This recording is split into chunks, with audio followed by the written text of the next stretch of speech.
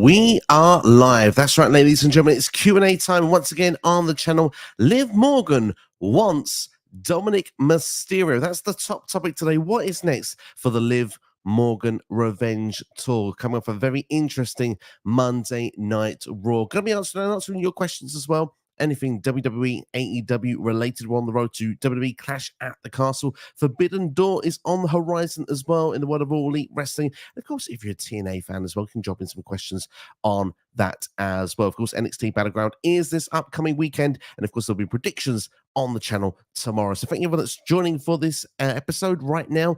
Shout out as well to Eric Douglas with the first comment in nice and early, saying that Liv is slowly becoming such a massive star. Certainly the potential is there for Liv Morgan. It is working pretty well, pretty quickly for Liv Morgan as Women's World Champion. We're diving into that in a couple of seconds time. Just want to quickly just say we're actually doing this as well, not just on YouTube today, on X as well. So thanks to everyone that is watching on X for the first time, pretty much just seeing how this goes, doing more than one stream at one time. So let us know how you feel. Get involved with some comments, of course. On the YouTube side as well is where I do most of my content and my work. So pretty much recommend to go over there, subscribe to the channel, and get your comments and questions in over on there. But without further ado, let's go in then to Liv Morgan, shall we? Wanting a Dominik Mysterio.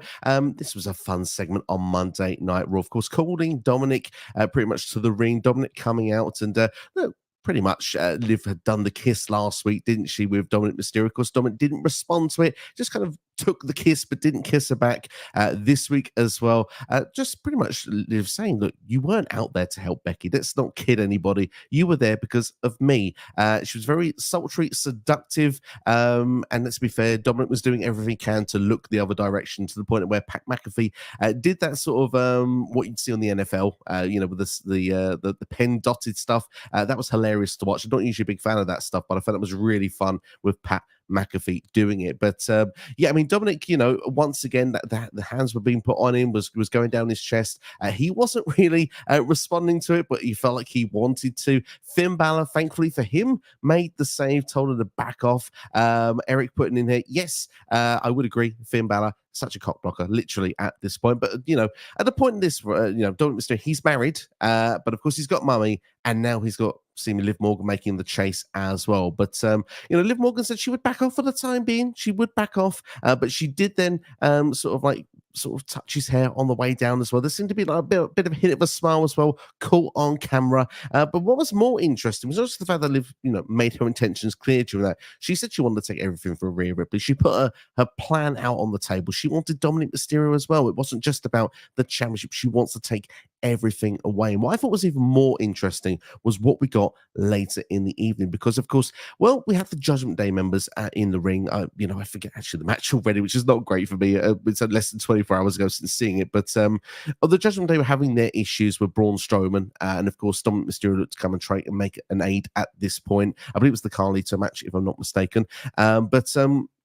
At this point, obviously, Dominik tried to make the help, wasn't working out, and to the point that Liv actually made the save for Dominik Mysterio. And that save that was made for Dominik stopped Braun in his tracks, and not only stopped Braun in his tracks, actually helped the Judgment Day to finally, after weeks of attempting to try and make something happen where they can put Braun in his place, they were able to do it. The steel chair being put to his knee on numerous occasions, to the point that later on in the evening, when we had Damian Priest versus Rey Mysterio, Braun was not to be seen. It was the Judgment Day taking out the LWO and Drew McIntyre, but Drew wasn't there for them. That was it. So that's what was quite interesting when it comes to all of that, because when you look and see the Judgment Day actually are benefiting from this, you start thinking, well, Liv Morgan, yes, she wants Dominik Mysterio, but could there be a persuasion for those members of the Judgment Day that she could be, let's say, a part of that group? I'm not saying Damian Priest would be up for this idea, because I think he'd be very much against this idea.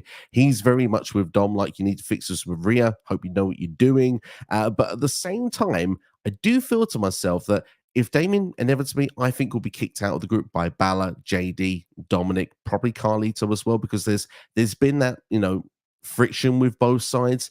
I do feel there is going to be a play where we could see Damian kicked out, Rhea's still not around. It could be Carlito coming into the group in place of Damian Priest.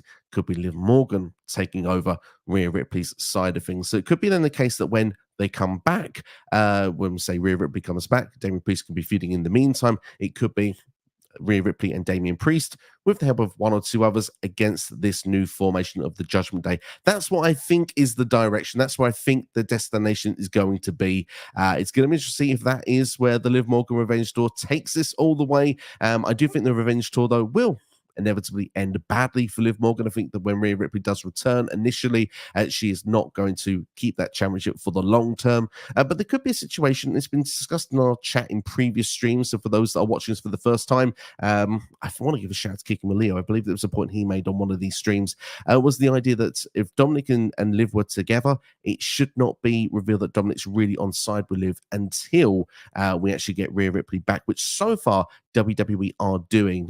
There was a thought, obviously, initially when Dom accidentally helped Liv win the title, that maybe there could be an idea that later on Dominik would help out and prove that Liv Morgan was actually on side of it all along. The fact that they've still not done that, Dominik is kind of, he's backing off still at the moment. He's still not fully engaged with the idea. So it makes me think he obviously wants to be engaged, but he's doing his best not to. If they can wait till Rhea comes back, I think that will be amazing for the storyline, because to then sort of, double cross Rhea in the match itself, so Liv actually retains on the first go, I think would be amazing for the story, be amazing for the direction, great for the characters. Dominik Mysterio is on another level anyway, it feels, to the moment of his character work. I love the interview that he did in Spanish recently where he walked out because of the fact that, someone was actually, the interview was disrespecting, Mummy was disrespecting Rhea Ripley. So it just amazing stuff, Dominik, all around, but it just taking back to that super heel that he's on WWE TV, because the injury has harmed him in the meantime, but he's still doing his stuff with this current storyline with Liv Morgan. Liv would carry on, as Eric with that first comment here said, pushes herself up to be a mega superstar. If she can beat Rhea Ripley as well on this journey, would really help her. So I'm excited to see what it can lead to, and let's see if it is going to be where it is Liv Morgan eventually a part of this Judgment Day group, because that's something that I think is possible. Because if she wants everything away from Rhea Ripley, well, she's got the title number 1. Dom could be number 2. The group could be number 3. It'd be interesting to see how it will play out. But that's my thoughts on the situation. It's time to get your thoughts on the situation, and any comments, any questions, get involved. We're going to do a Q&A for the next, a little bit of time. I'm not going to put a designated time mark on it. As long as you're asking questions, I will keep answering them. So let's start then with Eric Douglas here with a great question. Says, any chance we get Ali return for the TNA against WWE crossover? So there's rumors going on about this, obviously, with Jordan Grace coming in for NXT Battleground, that we could see a working relationship with NXT and obviously with TNA. If they have a chance, obviously the answer is yes. It's a 50-50.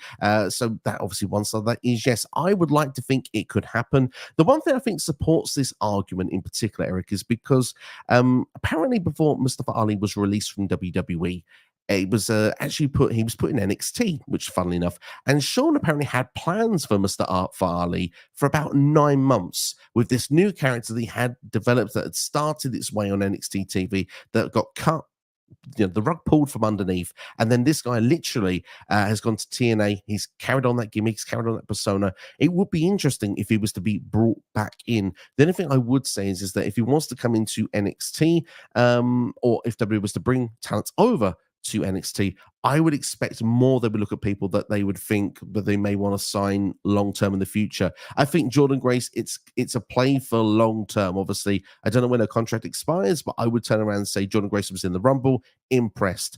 That's why they brought her back here. She has a great match here with Roxanne Perez on this Sunday, I believe, is Battleground. If she impresses again, I think when the contract comes up, I think WWE makes the play. Is there a chance that Ali could get another play into WWE? I hope so in the future. I think the guy's super talented, and I think he would do, with the right booking, and he's never really kept the right momentum, the right push behind him in WWE. I think he could be a big star. But I think in the meantime, currently, I would see him sticking in TNA, but certainly would be one I would be interested in seeing come over. Shout out to Pierre, who's in the house. Pierre, thank you for joining us. The feud with Dom, Liv, Rhea when SummerSlam comes along will be fire. I'm assuming SummerSlam as well. I don't know Rhea's return schedule at this point, but if I had to predict, I think SummerSlam would be the perfect place for it. If not, I guess for the American viewers, full season, or for myself, autumn. We'll have to wait and see how it'll go out. But Pierre, comparing this to the summer of Punk, it's almost the summer of Drew, Punk, and obviously the summer of Dom, Liv, and Mummy. Of course, Drew and Punk is going to be a very interesting story when that can kick in. I guess Clash in the Castle is going to be interesting because will Drew walk away with the World Heavyweight Championship against Damian Priest?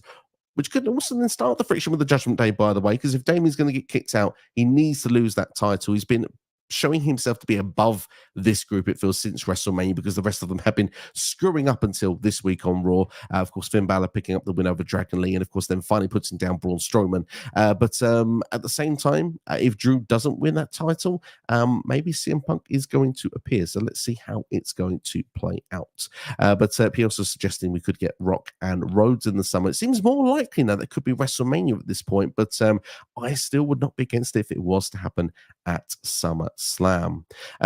Eric, going back onto our main topic here, talking about Liv versus Rhea for Mania 41. We've had SummerSlam, we've had WrestleMania. This could stretch all the way to WrestleMania, to be fair. Triple H loves a long story. He loves to see this play out long term in WWE. So if that's going to be the scenario, then maybe, just maybe, they could do this and have the first match at SummerSlam and then drag it out a little bit more because Dominik's with Liv, and then we can see what happens going on from there. For me personally, if it started at SummerSlam, I would struggle to see how they could stretch it all the way to WrestleMania, but certainly could make its way to at least the Royal Rumble. But if it did end up being the main match next year, I wouldn't be against it. We've got Pierre here saying, does Carlito, is he a member of the Judgment Day? Not officially at this point. As I said earlier on in the video, maybe it's potential. I think it could happen because he is proving his worth to other members of the Judgment Day. Again, I think it leads to this friction of Priest being kicked out of the group eventually because I think Finn Balor, I think JD McDonough, I think Dominik Mysterio see the benefits, see the worth of having a Carlito around.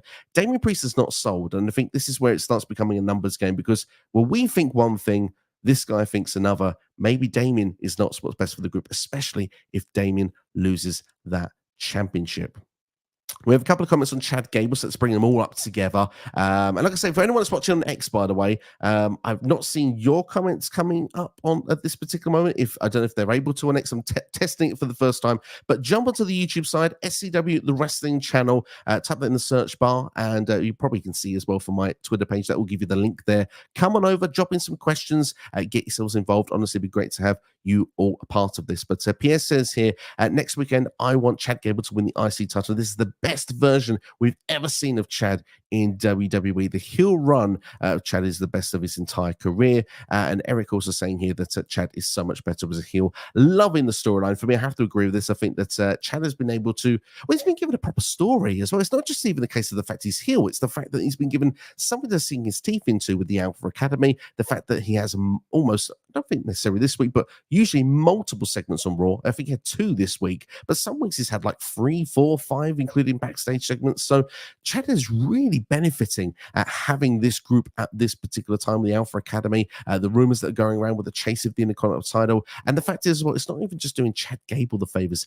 Otis is so over with every crowd that he's in front of right now because everyone just wants to see Otis clock Chad Gable, and we just want to see the rest of the Alpha Academy turn on Chad Gable, which if I had to predict right now, I'm going to do it right now. It can always change by the time it comes to predictions time for Clash of the Castle. I think Chad's losing at Clash. I think that that's the placement that the Alpha Academy say, we've had enough of Chad. We're turning on him because it's going to be one step too many. And I think that's when we get to a stage then when Chad can say, look, I've got rid of the dead weight. They've left me there. But the reason I didn't win this title, Sammy, give me one more match. And I think that's when they have one more match. And yes, I think that's when we get the Creed brothers and Ivy Nile that will be the new Alpha Academy with Chad Gable, and that's when he wins the Intercontinental Championship. And yes, I predict it will be in Canada, Money in the Bank, because, well, this whole thing started with Sammy and Chad Gable in Canada. It can always go full circle as well. But looking at it, I would just say, just to go onto the comments here, because I think I'll just give my opinion of what I think is going to happen. Yes, Chad Gable's heel has been amazing. The like I said, the stories had to sink his teeth into. I think the character work has been amazing. I love the fact as well that when he obviously he's picking on the group when they're screwing up, but this past week on Raw, Maxine really got hurt, but it's like you're staying in character, method acting. Love that. Just the range of his character is just amazing. And I honestly feel like that he's taking essence of like old Kurt Angle in places, and you just think to yourself, God, would love to see Kurt Angle just be brought back just to be around Chad Gable at this moment. I think it would be absolutely exceptional. Pierre asking, do you feel that like the tease of Uncle Howdy and his White Six starts to be too long? That's a great question. For me, I'll be honest, I'm going to say no, but my reasoning for it is probably different to what a lot of other people's will be. For a couple of reasons. One, I feel like from what I am aware of the QR codes is that the destination of where they're going to land is probably going to be the Raw after Clash in the Castle. It's looking like it's all pointing towards Corpus Christi, I believe in Texas. Correct me if I'm wrong, anybody. And so that will be on July or June, should I say, June the 17th. So that will be later this month, just a couple of short weeks away. But I've not really been following the QR codes the same. I think there's a lot of rabbit holes, unintended. But I just feel to myself that I've not had the same. I don't have the same time available to dive in outside all the time. You know, I do my content, I do all that sort of stuff, but I've not been diving into the rabbit holes of these QR codes as much this time around. I've been happy to sort of just watch and see the story play out for when they debut, who they're going to target, who they're going to go for. I know the QR code is the White Six. I know it is Uncle Howdy. So for me, I kind of feel like I don't need to dive into further. I'm just happy to see what their story is going to be when they arrive. If something proves that I've missed something in the QR codes, it's going to be brought up on WTV or probably in a destination that I'm going to need to know it from, and I'll get the information another way. So for me, I've not found it dragged too long, but that's because of the fact that I've not been so desperately following it. And if I go back to like even Bray Wyatt, for example, when he came in, for example, as the start of the Fiend character, we had the Firefly Funhouse segments like weekly on Monday Night Raw, and it was not leading to a match for a long time. I think it was like 4 months between the first Firefly Funhouse to the SummerSlam match when we actually got the Fiend actually have the debut match. So we have to sort of have the patience game with this one. So for me, not too long, but I can understand for some it may be. But I'm looking forward to seeing what they're going to do, where they're going to land, how they're going to make an impact when they come in on Monday Night Raw. Because I'm assuming at this point it is on Raw. But Pierre goes on to say, but I can't wait for June the 17th to see the White Six. It seems to be with the teasers that's been going on. So Eric says, okay, W show Judgment Day leave. Who did they leave with? Liv.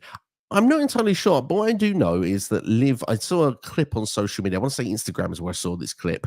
But Liv actually left with the sling of Dominik Mysterio. Of course, the sling came off from Dominik, and he obviously did the chair attack on Braun Strowman. So he wasn't wearing it during that period, but Liv actually left with it. So look, Liv's made her play. She's she's made her intentions clear. Dom, bless him, he's done his best to resist. Whether he'll be able to resist full term, we'll have to wait and see. But I'm not entirely fully sure of the answer to your question, Eric, on that one. PS says, Finn, he protected Dom from Liv.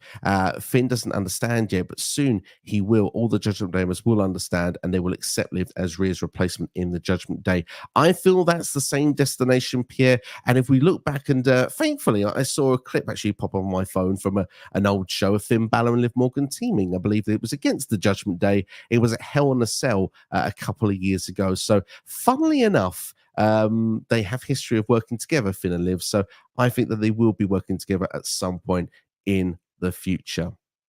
Eric just making reference of Chad Gable again. Max seemed so lifeless last night. I thought the character was really good the way she did that, actually. I would agree with you on that one. She did seem that way. I thought she played her part really, really well. And yes, Otis is so over. I think everyone is actually really benefiting. They just had those moments there where, like, the rest of the Academy were sort of stepping up to Chad Gable just for that moment. Tozawa putting his arm in to sort of leave Otis alone. Then Maxine leave Tozawa alone. Then obviously it got to the point where Otis said, leave them two alone. Just the whole thing for me is just working really, really well. Everyone's getting over. My worry is for the rest of the Alpha Academy. We mentioned Otis here, Maxine, Tozawa. What happens after the big payoff, after the turn on Chad? Because, I mean, obviously you can imagine you'd have Chad and the Creeds against, obviously, Otis and Tozawa at some point. But I think long-term, in 6 months, I do think they fade away. But for this particular moment, they're getting over big. And that's something you want, those reactions, because you can really build off something with that. And funnily enough as well, Chad actually made reference, or Maxine made reference to Chad's note this week about Otis with Money in the Bank squandering it. I wonder if that's a tease that Otis could be in the Money in the Bank ladder match this year. I want to say I hope not, but he wouldn't be my pick to win it, I suppose is what I would say, but wouldn't be against Otis being in the match. Pierre asking an AEW question. We can have AEW questions as well. Totally open for that here. Says, I don't feel Swerve is treated, I guess, like a world champion in AEW for me. He should not be doing an eliminator match every week on Dynamite. I mean, obviously, if you're doing an eliminator match, that means you're the champion. So I suppose that in one way it is, but I do feel the eliminator match is not my cup of tea. I'm not really a fan of them.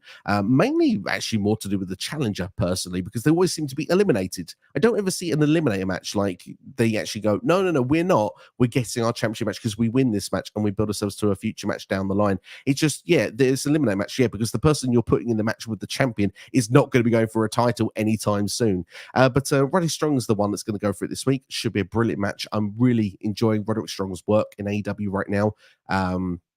In ring, I think has always been superb. Back to the days of watching Ring of Honor and NXT, Cruiserweight Classic. Those are probably like my peak times of watching Roddy. And obviously, to this point now with the Undisputed Kingdom, I feel like he's the only one that's got the, dare I say, what's the word I'm looking for? Roddy's kind of got like, he's the one that's got credibility. There we go. I got the word for you. The rest of the group just feels like they've just fallen down the pecking order. Adam Cole as well with MJF's return just didn't work very well for me either. But going on to Swerve, because I'm going off point here, I do feel he's been treated like a world champion. However, I do feel there have been parts of his run as world champion that I've not enjoyed because I think the presentation could be better. When he had, for example, every world champion, when they had the first Dynamite afterwards, had these celebrations or main event segments, and he was like the second match on the show or something. It was just like, okay, it's Swerve. It's like usually a filler part of the program. You're putting your world champion there. I suppose, you know, AEW will be trying something different. It's like, well, no, let's try and make this segment work with a bigger name, I guess. But it came across with a little more negative for Swerve than actually the picking up the segment. But for me, my main issue was Swerve as well. I might need a drink here. Sorry, guys and girls. Apologies. It's firstly work on your own. But my issue with Swerve as world champion right now is more the fact of that I am not seeing the Swerve that I saw 6 to 8 months ago. I was presented with this Swerve that was willing to do anything to become world champion. He was willing to do anything. But to when you break into Hangman Adam Page's home where his child was, like that was like you were selling us something because this man was desperate. He was evil. He was going to do what it took to get to the top. And he did that. But fans got onto his side and end up meaning Hangman Adam Page is the one that's turned heel in the process. But Page is out at the moment on the shelf. But I feel Swerve has just become a guy who wrestles. He's just like the baby face, it feels now. And I feel like that's not what you sold me a long time ago. So that's my slight issue with Swerve. But I think in-ring performer, fantastic. Matches are great. He's had some predictable ones at this point, but predictability is not always bad. But what's not predictable is Forbidden Door, Swerve Strickland versus Will Ospreay. For me, is it too soon? Will Ospreay versus Swerve Strickland is a big question. I think in a way it is. But what I would say is that clearly it's not the destination for Wembley at this point, I want to say. Because if you're doing the match here, you could do a rematch, I suppose, at Wembley Stadium. But at the same time, Will Ospreay's the international champion right now.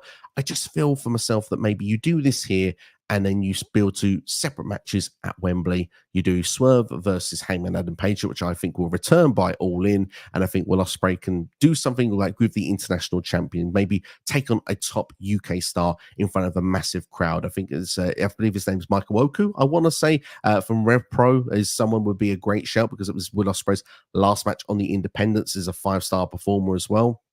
But as well, someone like Zack Sabre Jr., for example, could be amazing to come over from New Japan. Wasn't on All In last year. That would be an amazing match to have. And they had a great match for New Japan last year on a UK show. And to be fair, to give the chance to tear the house down for 25 minutes, Sabre Jr. and Will Ospreay for the international title, I would be, pun intended, all in for. But I think Swerve and Ospreay is in a way too soon, but I'm intrigued to see the direction of what AEW is going to do with it. So that could be quite fun as well. But hang on, see why Swerve Strickland does not be treated like Cody, Damien, Bailey, and Liv means they're not doing match on Dynamite every week and doing promos instead. Yeah, I mean, to be fair, but AEW is more about the wrestling than the promo game. They do have their promo segments, but Strickland is maybe a fighting champion, I guess, is what they're trying to do at this particular time. But for me, I would say that look, WWE has their style, AEW has their style. So that's how they're going to go with it. And Swerve at the moment is an in-ring performer doing his thing every week. And now he's having a match with Ospreay as well. Will Ospreay is very wrestling driven as well. So I imagine it'll be a wrestling driven storyline between those two. I can't see that one being so personal, which I think could be my other slight issue with it at this point. Shay Sawyer in the house, hope you're doing well, Shay. She says Chad needs to win at Clash. I mean, to be fair, I am desperate to see Chad win the IC title as well. One of my reasons I want to see Chad win the title is because I'd like Sammy to win Money in the Bank. If I could do a bit of fantasy booking for you, I'd love the fact that Drew could win the title at Clash. I'd like the fact he could lose it at Money in the Bank and Sammy be the one to cash in, do Sammy versus Gunter at SummerSlam. The person that beat Gunter for the IC title is the one that's stopping Gunter from winning the World Heavyweight title. There's a great storyline you could do, and Chad can go on then to be, well, can be the IC champion and can do, great matches with everyone in the mid-card of WWE. You don't want to see Sammy versus Chad Gable a million times over. At the moment, it's feeling a bit like the Benoit and Jericho 2001, the Jeff Jarrett and Razor Ramon of 95. It's a bit like that. We're seeing lots of matches, but Shane, I feel how you're feeling with this. Chad needs to win at Clash. I think it has to be the end game. If Chad doesn't win the IC title at all, this whole thing is criminal. But I just think there's a couple of more steps in the story where I just feel like we might have to wait just a few more weeks, which is why currently I'm pitching Money in the Bank is the place that Chad wins the IC title. But let's wait and see. It's going to be interesting to see how it all plays out.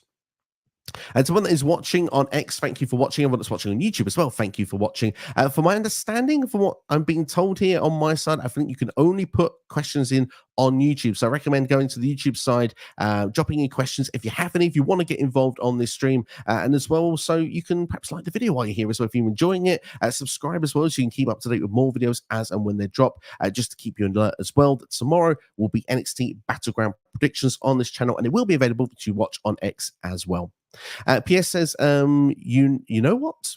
I would like to see Charlotte Flair be the leader of a faction with Drew McIntyre, Rollins, and you can name it the Maniacs Psycho.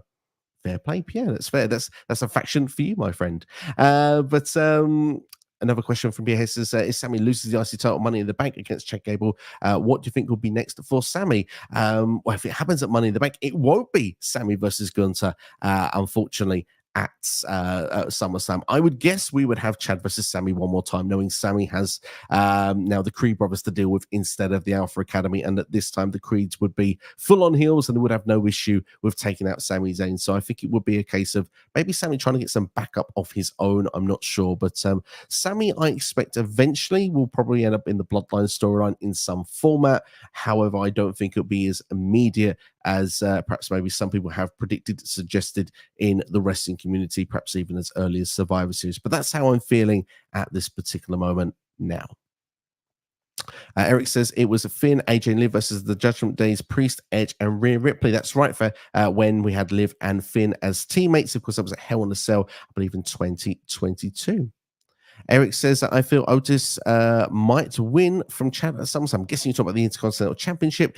I think that's a match that is destined to happen. Will it happen at SummerSlam? I'm not sure. I would see it happening probably on a Raw personally myself, but at the same time, wouldn't be against it if Otis can continue the momentum, but I want to see a lengthy reign of Chad Gable as the IC champion. Can't help it. That's how I feel with it. Sid's in the house. Hope you're doing well. Sid says, do you think Natalia will answer Jordan Grace's open challenge at TNA's Against All Odds pay-per-view? Natalia could be a shout. It's a good excuse to bring someone in from WWE, or if you want NXT for that matter. The fact there's an open challenge there, I think Natalia could be one. I'm not sure. I believe Against All Odds, isn't that in Chicago? I'm not sure where the location of the show is. That may play a factor into it if there was someone from the NXT roster. For example, if Against All Odds is in Canada, Natalia would be a great shout for it. Someone I want to see go through the, I'm not going to say Forbidden Door because it just seems wrong when you're doing it with NXT and TNA, but someone that's been welcomed through the other door. I'd like to see Gigi Dolan have a shot against Jordan Grace, because obviously Zachary Wentz is a part of the TNA roster, and I think Gigi is usually backstage for a number of this stuff. So I think it's not too difficult to make that happen. So yeah, that's something I'd like to see go down. Quick water break from myself. Apologies.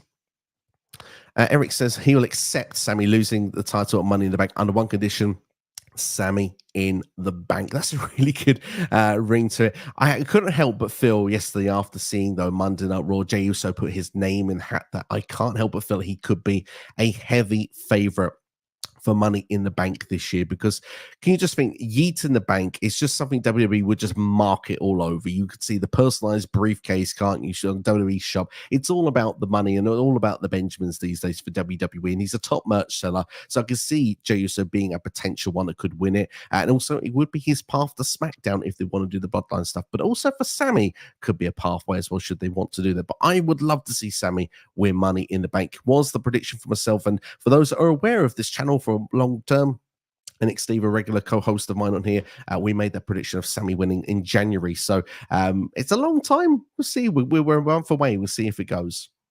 Booking Like a Mark at a House. Hope you're doing well, guys. Great channel, by the way. Check them out. They're on YouTube and also got their podcast stuff going on as well on all the major podcasting platforms. Out of Priest, Rhodes, and Strickland, who has had the best title reign so far and who has had the worst? Ooh, that's a loaded question. I think it depends on what you're looking for, what's ingredients, what's it's a subjective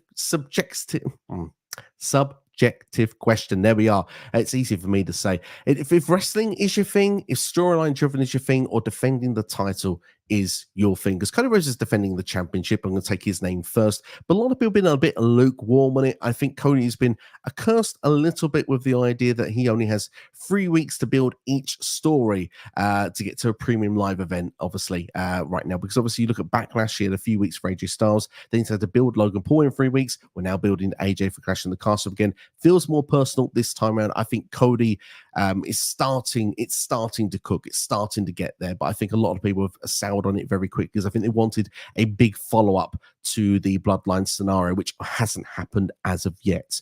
Swerve Strickland, as I said earlier on, I have actually been fine with the in-ring stuff. I'm not sure I've been sold so much in the desperate character doing everything was to become champion. I thought he'd be as desperate to keep the title. However, one thing I put in his favor actually last week, he lost to Dreadrock, didn't he, to Killswitch.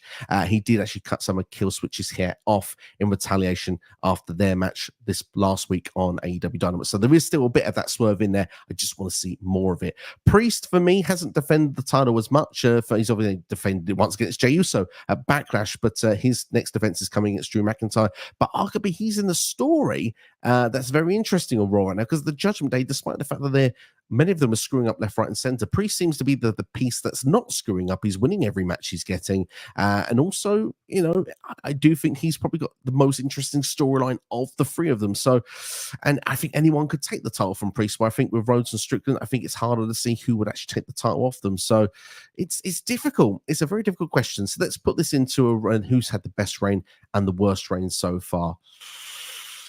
Subjective, remember everybody, subjective. I'm going to say the best one so far.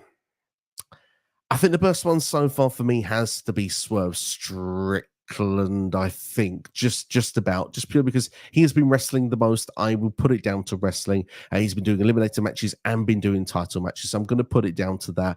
I will put next, for me, I will say Damian Priest. I know he's defended it the least, but I actually think of the storylines going on, it's my favorite of the storylines going on.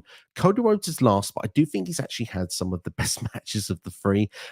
I'm waiting for it to really get going with Cody Rhodes. I feel like we're in the you can feel with Cody, it's a long-term title reign coming. And I think the thing is, we're in those beginning stages. You go for those first couple of challenges. Big story kicks in time for SummerSlam.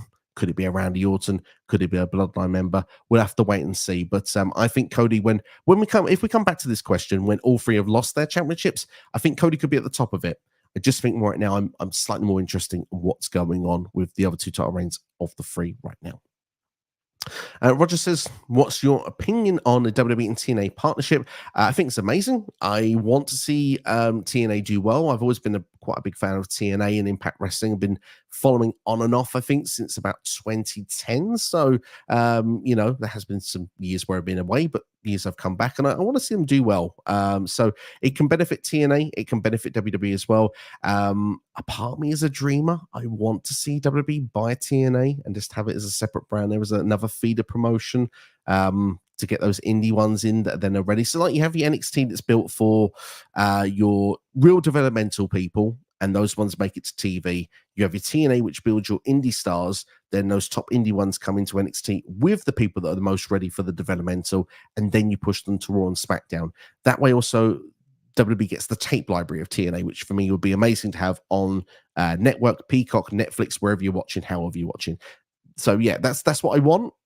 Will I get it? I probably doubt it. But with the partnership anyway, I think it's great. I just think, Jordan Grace has had great exposure. It's been wonders for her. I think it will be wonders for whoever else comes through that door of NXT to get their exposure. Whether it's a Josh Alexander, a Hammerstone, ABC, whoever it will be. People, Mike Bailey, I think will be a high property for people. I believe his contract's up this year, so I wouldn't be surprised to see him in an NXT ring either way by the end of the year. But for WWE as well to go to there can do it. It does TNA wonders. I think more of the partnership, but if it builds TNA up, you might have a secondary company that could be rivaling with AEW. It's a suggestion. Subjective. PS says AJ Styles is incredible. He's going to have a good story with Cody, but his new theme song for me is terrible. Seriously terrible. Of all the ones with the Death Rebel, I actually don't mind AJ's as much as some others. I hate DIYs. I cannot stand DIYs. There are a few of them that are really, really bad. AJ I actually can tolerate. And I've got to say, because I've not had an opportunity to talk about this, obviously the Mark Henry sort of copycat storyline they did on SmackDown this past week, I thoroughly enjoyed it. I know there's been a lot of mixed reaction online, but I thought it was awesome. You could see it coming from a mile away, but I mean, at the same time, the only thing that didn't make it 100% obvious was that, AJ wasn't wearing a salmon jacket. There was anything that was missing to make this a perfectly seamless Mark Henry copycat of 2013, but not every wrestling fan was watching in 2013. So I do feel when I look at that, excuse me, I feel I need to sneeze. It's not a good time, is it? But but at the same, not every fan was watching in 2013, so for a lot of people that would have been new to watch as well. But yeah, I actually really thought the segment was really well put together. It's added some personal factor as well for AJ and Cody to do this again. And as I mentioned a minute ago, I think Cody's run is starting to cook. I just think it's taken time to do so. Sometimes you have to do a slow cook. You think of some of your favorite meals that you do. You maybe cook the meat for a few hours rather than quickly get it through there and just charcoal it. So sometimes the best things are left to simmer for a while. So yeah, that's what I think is going on with Cody's reign at the moment. I think the AJ rematch, I think, is going to be, pun intended, phenomenal.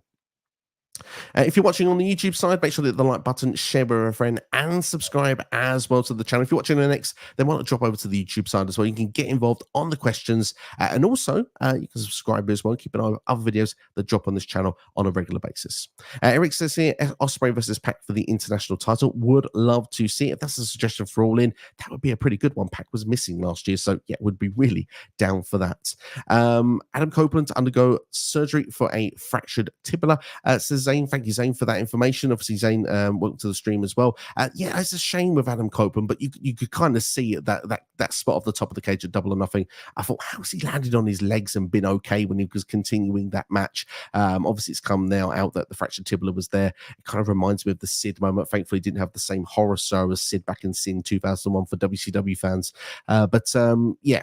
New TNT champion will need to be crowned. Wish Adam Copeland a speedy recovery. Hope he can return to the ring soon. Adam Copeland, one of my favorite wrestlers of all time. So, yeah, I'm a bit gutted. I've been enjoying his AEW run, especially in the last few months. I think that he's been doing some killer matches week in, week out. So he's going to be a big miss for the next little foreseeable future for AEW, especially for that locker room as well. Apparently, he's been doing some really good things backstage.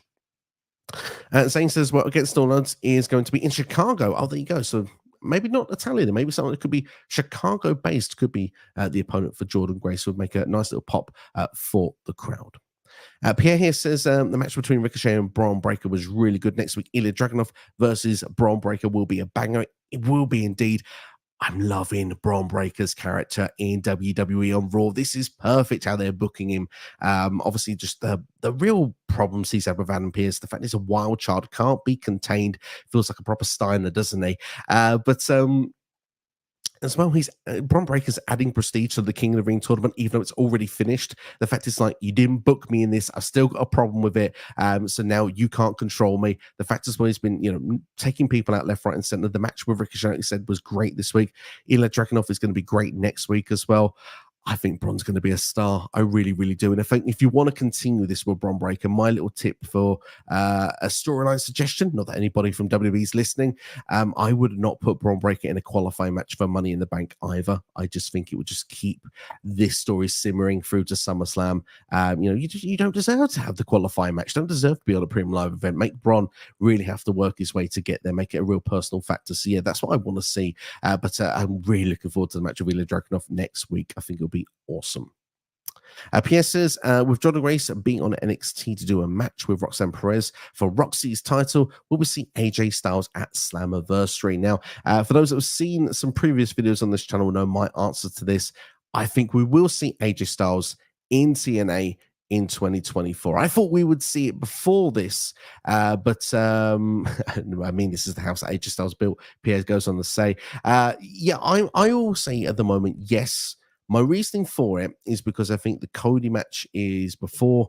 Once AJ loses that, AJ then he has a place in WWE. Of course, he still has a run, but he may have this destination of wanting to be a world champion one more time before he hangs up his boots. And I think there could be just a thing of Slammiversary, Bound for Glory. Those two shows, when you look with the current TNA scheduling of their big pay-per-views, for example, Hard to Kill, that started like 2019, 2020, somewhere around there. Rebellion as well was like around the same period. And not really the same shows as what AJ Styles was in and around, but Slammiversary is obviously the one that's been going on like every single year. Bound for Glory as well. I can see AJ being a part of those two shows in some form. Maybe the Slammiversary one appearing, Bound for Glory could be the one wrestling, or could be already as world champion losing it. I can see in it. I want to see AJ Styles versus Josh Alexander. In the words of Batista, give me what I want.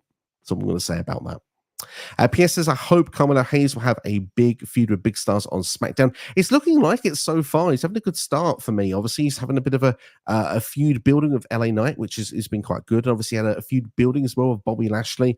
Lashley, though, I think is now on the injured list for the time being, so they've had to put that to the back burner. So that's why it's LA Knight in the meantime. I see big things for Carmelo Hayes in the future on SmackDown.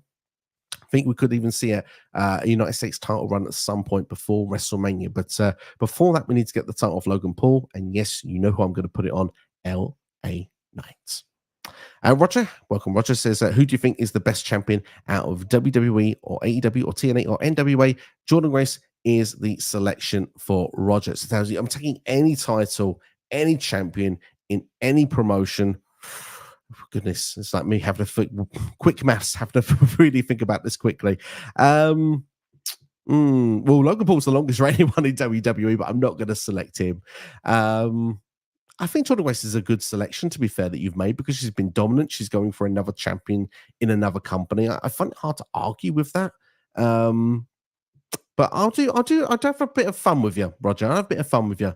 I think the best champion right now is Roxanne Perez. And we'll see who actually is the best one overall this Sunday at Battleground. PSS, who do you think will beat Jade Cargill and Bianca Belair for the Women's Tag Team Championships? So that we will have a betrayal of this team and Jade versus Bianca 1-on-1. And suggested here at SummerSlam. I'm going to suggest it for WrestleMania. I don't think it's going to be as early as SummerSlam. I think it's WrestleMania next year, personally. And I've been asked this question before. Couldn't give you a great answer when I got asked this before. I suggested we're going to need either two top single stars like a Jade and Bianca to come together as a unit to go against them. Sonya looks to be trying to build a unit right now, a group similar with Natalya, Shayna, and Zoe. I don't see that working against this team anyway. I will go with Becky Lynch and Lyra Valkyria. That's going to be my pick for now. And I think it's going to be done in some form of multi-match, or Jade or Bianca, one of them, starts having the heel tendencies, so you can do a face versus face match, because otherwise I don't see how the match works. But yeah, that'll be my pick for now. But honestly, I can't give you a great answer at the moment. Scissors, I don't want to see WWE buy a TNA like AEW buying Ring of Honor. I want to see TNA as its own company. To be fair, it's healthier to have more independent promotions doing their own thing. I've been reading reports again, TNA meant to be in some troubles. Don't know how true that is. Every time TNA's been in trouble in the past, it's got through okay. So I imagine TNA, I don't want to sound negative because I actually like TNA. I was going to give a really bad comparison, but TNA survives whatever happens. So I think they'll be just fine. But yeah, the reason I want to see it is mainly because of the tape library. And obviously, I just think that some of those stars I think would be great. I feel when I look at, for example, AEW with other companies, like you said, buying Ring of Honor there, I feel Ring of Honor died when that happened for me. I've not been invested and interested. Watched the first few special shows they did, watched I think the first couple of TV weekly things they did, but didn't connect with me. When they did a working relationship with TNA, I felt they buried TNA at that point as well. Kenny Omega was the champion. Yes, that was great, but they didn't even let Kenny give the title back to somebody. It was like, no, drop it to Christian in AEW, and then Christian can give the title back to Josh Alexander. Should have been Josh and Kenny, in my opinion. So I just think WWE would handle it better. But again, I think it would be used as a feeder promotion, and I think TNA would still be allowed to relatively still don't do its own thing, and that's why I suggested that NXT would be like building the developmental side, and then the best of those make the TV, and it would be filled up with the best from the TNA side, which would be the independents. So the sort of names you're used to seeing on the independent circuit get that placement, get that platform. But hey, that's just me. That's my opinion. Who is your favorite WWE wrestler theme music? And it is Cody Rhodes. It's hard to go against Cody. Cody's got an awesome one. For me, Adam Copeland, Metalingus from Alter Bridge gets me every single time. That is a good one as well to listen to when you're on a long drive as well. But yeah, I think that would be my personal favorite at the particular moment. But I'd like to know anyone else's. Drop into the comments what your favorite wrestling theme songs at the moment. Pierre asking, do you think we'll get MJF and Adam Cole feud, or is it too late? The feud now is like King of AEW. MJF is back. Struggling a little bit with the words tonight. I think the feud's done for now. I think that was the whole idea with Adam Cole pretty much. I'll say he was shitting himself basically when MJF turned up. It just was a bit weird the way they did it, but I think the reason they've done this is that MJF is back. Undisputed Kingdom has not got over the way they wanted it to. It's been unfortunate with everyone's injuries, so it's not had the ability to get Undisputed Kingdom over the way they wanted to. Wardlow's fallen flat again. Adam Cole was still nowhere near ready to return to in-ring, so I think they just quickly squashed it. I think when Adam Cole returns, they can see what the landscape is of AEW. If there is a position where they can do this feud again, they will do it. But I think for the time being, they're moving on for MJF to do, I suppose, bigger things in the meantime. To feud politely with Wardlow again, who's not been booked very well. Then you look at Roderick Strong, is booked very well in in-ring matches and stuff, but it wouldn't be a long-term believable feud for me with MJF. Could work for, I suppose, a subpar pay-per-view if you don't want to give MJF the title shot as of yet. But and again, like I say, the rest of the kingdom, Mike Bennett, Taven, they're barely on TV. They support Roddy Strong. They don't defend the titles on TV. If they are, it's usually Rampage, and I don't watch Rampage. So yeah, I think MJF will go and do his own thing, and I'll be interested because MJF is returning properly to Dynamite, and I'm going to be interested to see what his storyline is going to be moving forward. He's not really been featured, I don't think, on Forbidden Door shows against New Japan talent, so I'd like to see him do that. Pierre follows up with, when Alexa Bliss comes back, I want Spiteful theme song from 2016 to 2020 theme song. Comes back, as a matter of fact, I want the Goddess Alexa Bliss gimmick to come back. I would want that too. That's exactly what I would like to see. It was my favorite version of Alexa Bliss. However, I would, if I had to predict right now, I think she's going to be involved with the White Six in some format. So I would expect to see a more twisted Bliss, if you will, more darker side to Alexa Bliss. Maybe not the same Bliss that we saw in the playgrounds and stuff in the pandemic. For me, that didn't quite click and connect, but did with some people. Some loved the Lily doll, but personally, I didn't. But I just feel.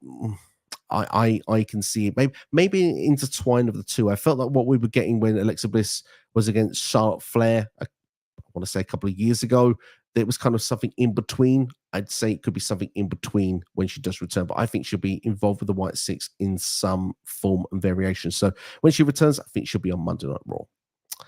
Roger Ross, are you a fan of Babyface Sheamus? I am a big fan of his theme music. Theme music is a big thing tonight. I like this. Yeah, I love the Sheamus that he's brought his old theme back. I like that. I am a fan of Babyface Sheamus. I don't mind heel Sheamus either, but Sheamus is a great in-ring performer. I think incredibly underrated. He does have banger after banger, but I feel like he was underappreciated for about the first 10 years of his career. He's getting more of his flowers now, I think. So yeah, I am a fan of Sheamus. Roger goes on to say as well, reports say MJF is getting paid $15 million on his new contract. Is that? Yeah, I read somewhere per year that. I don't know if I believe that. If this is the duration of his contract, I believe it. A year?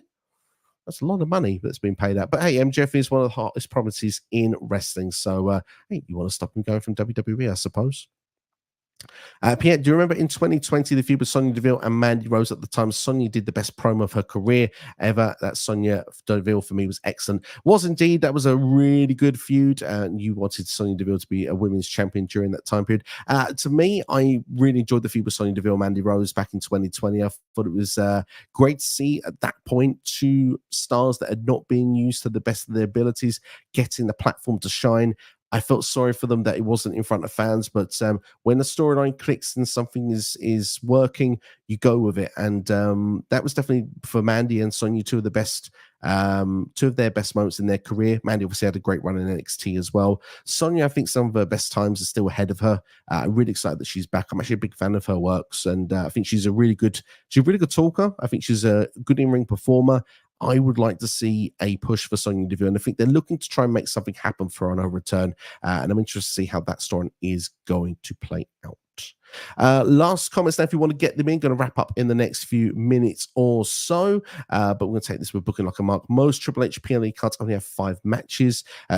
Who do you think has suffered the most from the limited number of matches? I'd say either tag team championships would top my list. And that's a really good question. I like that. And generally, I would agree with you, obviously. Not the women's. The women's actually benefited. That's actually been used in the last 3 PLEs, it looks like, or will be the last 3 PLEs, if I'm not mistaken. We had Backlash, we had King, Queen of the Ring, and now we're going to have, it looks to be Clash at the Castle, because we're going to have Alba Fine, Isla Dawn. Potentially, we could also still have Zoe Stark and Shayna Baszler still involved in that. So going to be interesting. They're talking about it. So the women's tag team titles are fine. They're getting more exposure than ever. But the men's tag team titles would agree, but I'm not a fan of Awesome Truth as the World Tag Team Champions. I will say that. Controversial, I know, but they're just doing backstage skits. I want to see tag team wrestling. I want to see the belts defended. I'm not seeing that. So that's something I just want to see improve in general. I like the 5-match format. But I do think obviously it doesn't leave a lot of room for a lot of performers. So I feel that like the IC title, US title seem to get 1 show each. It seems to alternate, but the tag team titles have suffered a lot. So it's hard for me to disagree with your answer, because it's a very good answer. Yeah, I mean, there was a lot of probably mid to lower card talent as well that are probably struggling to ever get on pay-per-view or PLEs at this point. They will be praying for the 2-night events to kick in soon. Obviously, SummerSlam in 2026, we know. I imagine the Royal Rumble will follow suit as well, which I think will be needed. WrestleMania obviously currently is one, and we may get another one in the year. I think Survivor Series would be good because of the fact that War Games could be on 2 nights. Then if they have 2 War Games matches, it always makes sense. But yeah, that's a different conversation for a different day. But for champions wise, I agree with you. If not, I'd go with the undercard talent, especially when you look, for example, especially with the new blood coming in, for example. It's hard to see at the moment with the likes of a Kiana James, a Blair Davenport to get their pay-per-view spot. But WWE is trying to share it out, it feels. I mean, you look, for example, at the moment, Piper Niven is getting a performance in front of her Scottish, home country in Scotland. Looks like Alba Fine, Isla Dawn will get the opportunity as well. So hopefully they will manage to shuffle the deck and everyone will still get their opportunity to have PLE time. Roger says, would you like to see Sheamus win a Money in the Bank briefcase? Not again. He won it in 2015. He did his cash in, had his time. For me, Sheamus at this point, great matches is what I'm down for seeing. I don't need to see him with Money in the Bank. I'm quite keen. For the moment, if I had to pick a top 3 for the men for Money in the Bank, 3, 4, I have a few names in mind I'm quite happy for. Sami Zayn's my top pick. I'd like to see Sami do it just because of the Canada connection. KO would be good as well for that, with that Canada connection. Hey, I'm wearing the t-shirt. I think Jey Uso is a likely one at this moment. Like I said, Yeet in the Bank. I can see them actually doing something with that, even if I'm not really a big fan of the name, but merchandise sells pretty well, so I think that they would do well with it. But I would keep an eye out for Drew McIntyre and CM Punk as well, just because of the fact if Drew doesn't win, Drew's been very hypocritical in his role recently, and the fact he always hates Money in the Bank. To go and win it and do it the cheeky way himself could make a lot of sense. And of course, if CM Punk was to win it for another time, which would be the third time in his career, he doesn't need it. It could be a way for him to take out Drew in as well. But I don't see CM Punk being involved in that format. I don't see him being back actually in time for Money in the Bank either.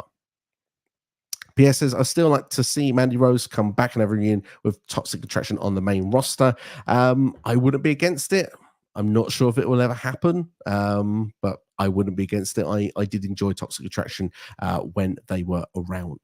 And PS says, I already like Nia Jax as Queen of the Ring. She certainly started very well as Queen of the Ring. I'm looking forward, again, seeing how the story sort of grows and goes out, because at the moment it's too early for me to judge too much. But she wore the crown. She's made her intentions very clear, and she's going to be dominant in the ring. And I would not be surprised if she wins the Women's Championship at SummerSlam. So that's all my comments and questions that have come in. I want to say a big thank you to everyone that's been watching. We'll wrap it up there. So just say thank you to everyone that's been watching on YouTube and on X. And obviously, it's been an experiment doing this for the first time on X. So thank you all for joining. If you're watching on that side, come to the YouTube channel. There's plenty of videos here for you can watch out in the meantime, whether it's Q&As, whether it's shorts, whether it's normal video lengths of 10-minute videos and stuff. There's lots of content on the channel for you to check out on a regular basis. Just type in SCW The Wrestling Channel on YouTube in the search bar, or you can actually use the link that's involved on my Twitter page or my X page, depending on what you want to call it. I still call it Twitter. But we'll be back tomorrow. My regular co-host NXT will be joining me. This is what we'll be talking about. We will be talking about NXT Battleground in Las Vegas, be giving our predictions for the show. So make sure to come and join us for that. That will be at 9:30 p.m. UK time, 4:30 p.m. Eastern. So hopefully you can work out your time zones if you're different of how that would work for you. But it'd be great to have you on board. And like I say, only comments seem to be able to come in on the YouTube side right now. So make sure if you want to be involved, actually commenting on these videos going forward, to make sure to get involved on the YouTube side. Would highly recommend to do so. It's a lot of fun doing these, and for me, without you all, these videos wouldn't really work very well. But I like chatting, interacting with you all. So yeah, more the merrier for me when it comes to these Q&As. Sid will have one final comment. Says Mandy's making more money than she would in WWE. 100% agree, and I think that's one reason she probably won't come back. It's probably a mutual thing, not just one side of why she will not come back to WWE. But that's all from me anyway. Thank you all for watching. Look after yourselves and each other. We'll hopefully see you tomorrow for NXT Battleground predictions. And like I said, there'll be more videos dropping on the channel on YouTube later in the week. So thank you all for watching. Take care. Enjoy the rest of your day. See you for the next one.